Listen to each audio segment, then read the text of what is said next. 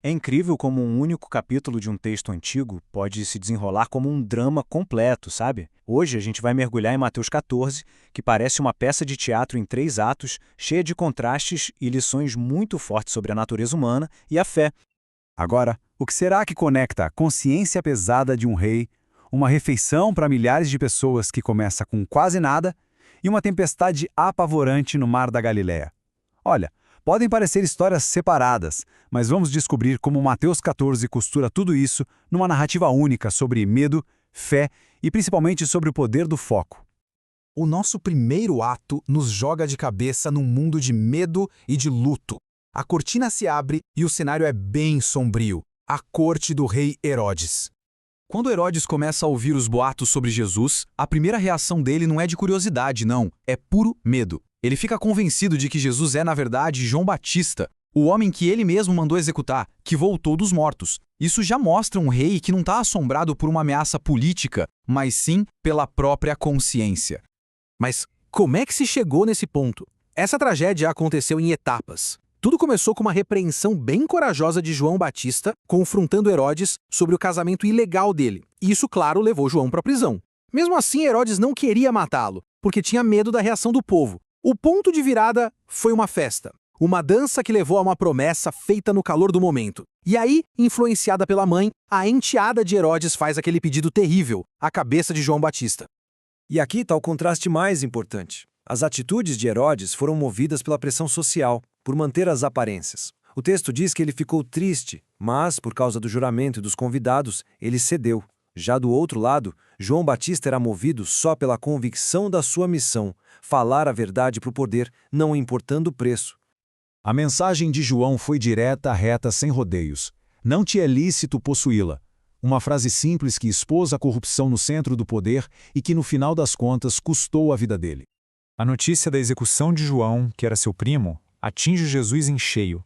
E a reação dele é muito humana. Ele pega um barco e vai para um lugar deserto, buscando um tempo sozinho para viver aquele luto. É justamente essa dor que faz a ponte entre a tragédia política e o próximo ato, que vai ser de compaixão divina. E isso nos leva direto para o ato 2, onde o foco muda do luto para a compaixão e para o poder. O sofrimento pessoal de Jesus está prestes a ser interrompido por uma necessidade coletiva gigantesca. Mesmo buscando a solidão, Jesus não encontra. As multidões o seguem, a pé. E quando ele vê aquela gente toda, a sua dor pessoal dá lugar a uma compaixão enorme. Ele começa a curar os doentes, mostrando que seu propósito era maior que a própria tristeza. Bom, a noite vai caindo e os discípulos percebem um problema bem prático. Eles estão num lugar isolado com milhares de pessoas famintas. A solução deles é lógica: dispensar a multidão para cada um comprar sua própria comida. Basicamente, a ideia era passar o problema para frente. Mas aí Jesus vira o roteiro de cabeça para baixo. A resposta dele é um desafio direto. Não precisam retirar-se. Dai-lhes vós mesmos de comer. Ele pega o problema, transforma numa lição de fé e devolve a responsabilidade para eles. E o que eles tinham para resolver essa situação? Apenas isso: 5 pães e 2 peixes.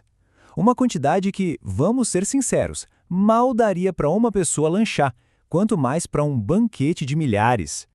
Agora, o contraste é o que mais impressiona. Compare esses poucos pães e peixes com a dimensão da necessidade. Eram cerca de 5.000 homens, isso sem contar mulheres e crianças. A tarefa era, humanamente falando, impossível. E então, o impossível acontece, numa sequência de gestos simples. Jesus pega aquela refeição minúscula, olha para o céu e agradece. Ele parte os pães, entrega aos discípulos e eles distribuem. O resultado é surpreendente. Todo mundo come até ficar satisfeito. E não para por aí. Ainda são recolhidos 12 cestos cheios de sobras. A abundância divina simplesmente brotou de um lugar de extrema escassez. A tensão dramática só aumenta no ato 3, o teste da fé sobre as águas. A noite chega e com ela a maior prova de fé daquele dia. Logo depois do milagre, Jesus insiste que os discípulos entrem no barco e atravessem o lago, enquanto ele sobe num monte para orar. O cenário está montado. Os discípulos sozinhos, no meio do mar e uma tempestade se formando. Já de madrugada, lutando contra o vento e as ondas, eles veem algo apavorante. Uma figura vindo na direção deles, andando sobre as águas.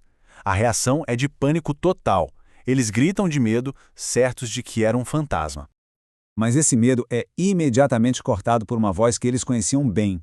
Jesus os acalma. Tende bom ânimo. Sou eu. Não temais. Palavra de conforto e identidade bem no meio do caos da tempestade. E Pedro, sempre impulsivo, tem um arranque de fé e faz um desafio. Senhor, se és tu, manda-me ir ter contigo por sobre as águas. A resposta de Jesus é um convite de uma palavra só: vem. E por um instante, o impossível acontece de novo. Pedro sai do barco e anda sobre a água. Mas aí vem o ponto de virada que está resumido numa frase muito importante. Reparando, porém, na força do vento, teve medo. No exato momento em que Pedro tirou o foco de Jesus e olhou para as circunstâncias, para o vento, para as ondas, a fé dele balançou e ele começou a afundar. Essa dinâmica é algo muito familiar hoje em dia, né? Alguém tem uma meta, um objetivo, mas de repente o celular apita, uma nova tarefa aparece, uma conversa interessante começa e pronto, o foco principal se perdeu. Com Pedro aconteceu a mesma coisa, só que no campo espiritual. Ele olhou para as ondas em vez de manter o olhar fixo em quem o chamou. Jesus os salva na hora, estendendo a mão. E só então faz uma pergunta, que é gentil, mas ao mesmo tempo muito profunda. Homem de pequena fé, por que duvidaste? A questão não foi ele ter tentado sair do barco, mas sim ter perdido a fé no meio do caminho. Quando Jesus e Pedro sobem no barco, o vento para. Para os outros discípulos que viram tudo aquilo acontecer, só resta uma conclusão. Eles o adoram e fazem a declaração mais forte de todo o capítulo. Verdadeiramente és filho de Deus. O teste na água resultou numa certeza que não dava mais para abalar. E é assim que o capítulo se encerra. Começou com o medo de um rei e terminou com a adoração de discípulos. E deixa uma pergunta para a gente pensar. Quais são os ventos e as ondas da vida que nos fazem perder o foco e duvidar? A resposta talvez esteja em onde a gente escolhe fixar o olhar.